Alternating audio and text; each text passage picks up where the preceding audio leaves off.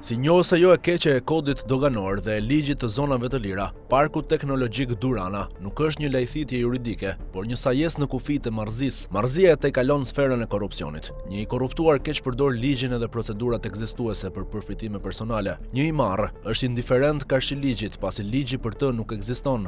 Për të marrët, çdo mjet, çdo sajes që i ndihmon për të arritur qëllimin është legjitime. Durrana nuk është vetëse përdorimi i teknologjisë, si doganieri për të kaluar mall kontraband, por ajo na ofrohet si kopje e zhvillimit teknologjik, në kushtet kur nuk ekziston fare origjinali. Ajo është një inskenim i realitetit i cili redaktohet, rishkruhet dhe përpunohet në mënyrë që të zbehet vija ndarse midis korrupsionit dhe zhvillimit. Parku Teknologjik Durrana nuk është thjesht një afer korruptive, sa mirë sikur të ishte vetëm e tillë. Do ta ngushëllonim veten me frazën korrupsioni ekziston në gjithë botën. Nuk përfaqëson as kumbullat e dardhat e konsumuara kryesisht nga gratë pranë kryeministrit prapa kurrizit të tij, edhe të gjithë progresistëve socialistë të drejtimit të partisë. Ai është një nga shembujt e hipernormalizimit të marrëzisë që u lejua nga socialistët, jo vetëm për përfitime ekonomike, por si strategji e përmbytjes së shoqërisë me gënjeshtra, me qëllim çmontimin në mënyrë sistematike të infrastrukturës së fakteve. Faktet që ne jemi një komb i cili në vitin 2024 renditet në vendin e 84 në botë në indeksin e teknologjisë dhe inovacionit, edhe në vendin e parafundit në Europë. Blen shërbimet edhe produktet e teknologjisë dhe informacionit duke zënë vendin e 66 në Europë për blerjen e inputeve teknologjike, por fatkeqësisht riradhitet në vendin e 97 në botë,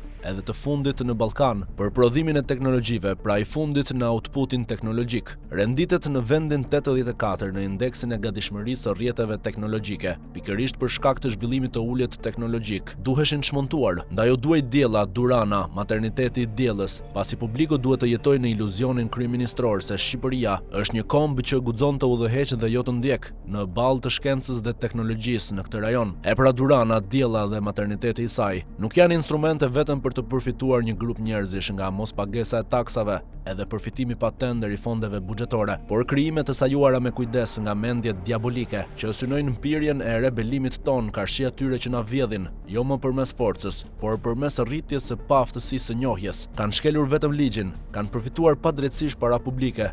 Jo, ky është dëmi më i pakët dhe më i rikuperueshëm, më keq. Ne sot po kujtojmë që jetojmë në marrëzi dhe askush nuk kursehet për të. Të gjithë këta të marrë gjejnë budallënj të tjerë për t'i duar turkitur.